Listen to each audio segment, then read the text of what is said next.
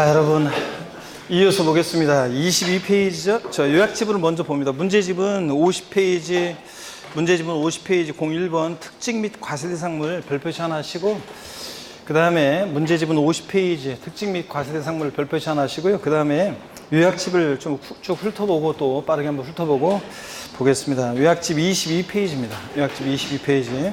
우리가 다 공부했던 것들입니다. 지금 요약집. 자, 내용들 쭉 빠르게 한번 훑어보고 문제를 또 풀어보겠습니다. 그 특강 들었던 분들은 그 특강 보고서, 특강 듣고서 그 세법 비교도의 특강 듣고 바로 문제집 모의고사 보니까 효과가 좀 있죠, 여러분들? 예, 뭐 대답은 아까 효과 좋았다고 하는 분들 있었는데 왜 대답들 안 해요? 그게 저 매년 보면은 그 비교도의 특강 그거 한번 딱 하고 시험 보잖아요. 정보교사 같은 거 보면 어느 회사 거든 보면은 점수가 이렇게 이제 올라간단 말이죠. 그래서 그런데 앞으로 계속 갖고 다니면서 사전처럼 계속 갖고 다니면서 보라고 그랬죠, 제가? 사전처럼 계속 갖고 다니면서 헷갈릴 때마다 보시기를 당부드리고요. 그래야지 이제 자꾸 효과가 좋아요. 뭐든지 아무리 좋았어도 공부 딱 알았어도 이 시험용 공부는 좋았는데 몇 개월만 지나면 한 달 지나면 그냥 또 그냥 가물가물해지잖아요. 그러니까 다시 계속 갖고 다니면서 사전처럼 보시기 바라고요.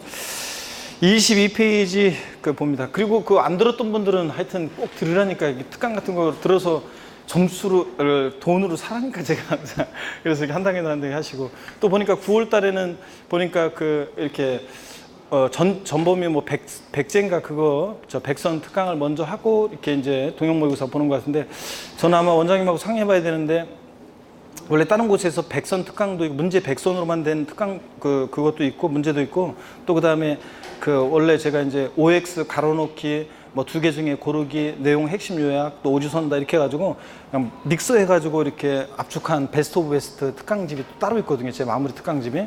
그래서 그걸 어떤 걸 할지는 일단 저 상의를 해봐야 되는데, 나중에 이제 상의해봐서 이제 할 건데, 9, 10월 과정에 이게 전범위로 저희들과 함께 이렇게 이론을 한번 훑고 있죠. 그 전범위로 한번 훑고 이제 동영 모의고사를 보는 게 좋아요. 그래 보면 그렇게 하고서 요번에 제가 아까 1주차부터 4주차까지 해서 점수가 여기서 이제 먼저 마무리 특강을 하고 전범위 특강을 하고 이제 동영을 들어가잖아요. 그러면 훨씬 이게 이제 특강하지 않고 특강 안 하고 보는 학원이 있고, 이걸 이제 중간에 하는 곳이 있어요.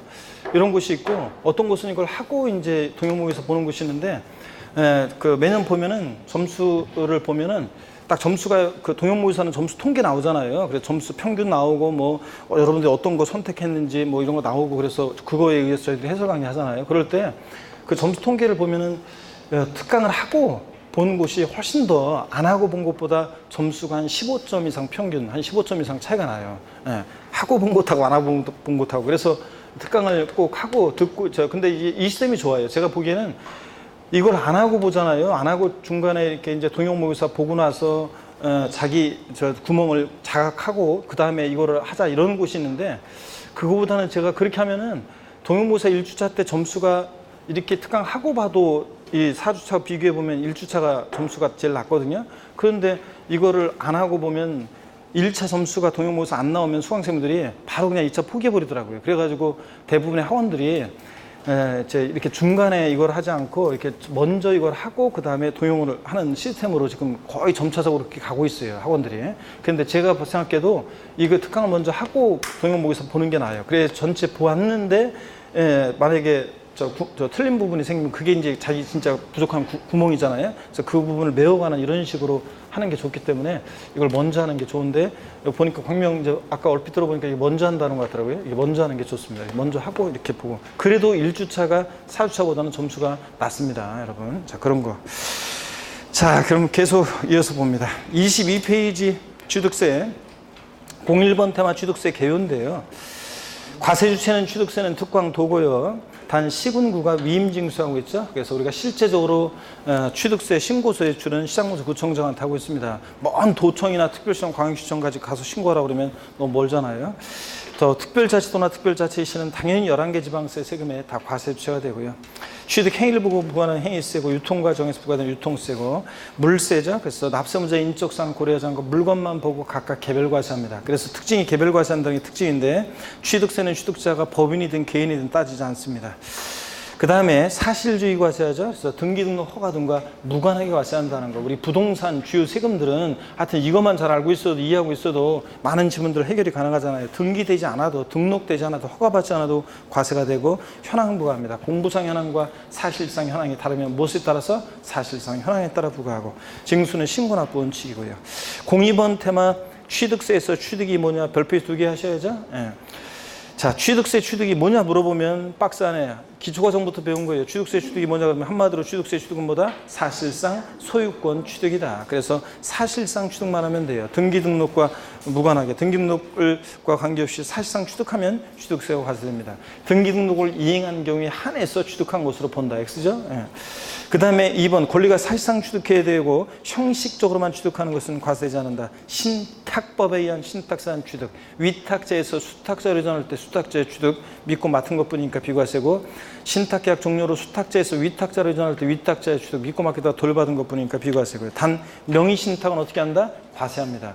자, 명의신탁으로 인한 이전에 대해서 양도소득세는 명의신탁에 대해서 양도소득세는 명의신탁 포함해서 자, 명의신탁 취득세는 과세가 되는데 명의신탁 취득세는 과세인데 자, 근데 양도소득세에서는 명의신탁은 양도소득세에서는 요거 양도에 해당하지 않는다고 그랬습니다. 그래서 여러분들 믿고 맡긴 것뿐이잖아요. 그러니까 명의신탁 포함해서 신탁은 양도에 해당하지 않고 양도세가 과세되지 않잖아요. 소유권 환원, 신탁 해지로 인한 이전 양도에 해당하지 않는다. 언제 배운 연식인데 우리 신탁, 소유권 환원 이런 것들은 믿고 맡긴 것뿐이고 믿고 맡겼다 돌려받은 것뿐이고 또 소유권 환원 잘못 간 거 돌려주고 이런 것들은 직접적인 대가 받고 이전이 아니기 때문에 양도에 해당하지 않습니다. 근데 취득세는 명의신탁 어떻게 한다? 과세합니다, 여러분. 자, 신탁법에 의한 신탁사한 취득이 비과세고요. 3번 취득세는 사실상 소유권을 취득해야지 소유권 이해권리 취득은 과세되지 않습니다. 그래서 부동산 임차권, 전세권, 지상권, 아파트 당첨권, 분양권, 조합원 입주권 같은 것들 양도소득세 대상은 될지언정 취득세 대상은 아닙니다, 여러분들. 이런 것들. 그 다음에 취득세 취득은 사실상 취득용과 또 23페이지 간주 취득용으로 나눠지는데 먼저 사실상 취득용은 자, 전소유자느냐에 따라서 원시 취득과 승계 취득으로 나눠지고 원시 취득이요. 가로 안에 수용 재결로 취득하는 경우 등 과세 대상이 이미 존재하는 상태에서 취득하는 경우는 제외하고 자, 건축물 건축에서 신축과 재축이 원시 취득이죠. 민법상 시효 취득, 매립간 측의한 토지 취득 이런 거 다 전소유자 없이 새로이 소유권을 창출하여 취득하는 원시 취득, 취득세 부과됩니다. 다만 차, 기, 항, 선 따라 나와야죠, 여러분들. 자, 차량기 장비 항공기 주문에서 건조하는 선박 머리 글자를 따서 어떻게 기억했어요? 차, 기, 항, 선은 원시 취득 과세한다 안 한다? 안 하고 승계 취득할 때만 과세한다는 거. 승계 취득용은 유상 취득과 무상 취득으로 나눠지고 매매 교환 자, 법인의 현물 출자 다 취득세가 부과됩니다. 무상 승계 취득이요. 상속이나 증여로 인한 취득. 하여튼 자꾸 아직까지도 이런 거 물어보는 분들이 많은데 상속세나 증여세를 냈든 안 냈든 상속 증여받은 물건이 취득세 대상에 해당하면 뭐가 부과된다? 취득세가 과세됩니다. 상속 증여로 인한 취득도 유상무상 불문하고 과세가 된다는 거.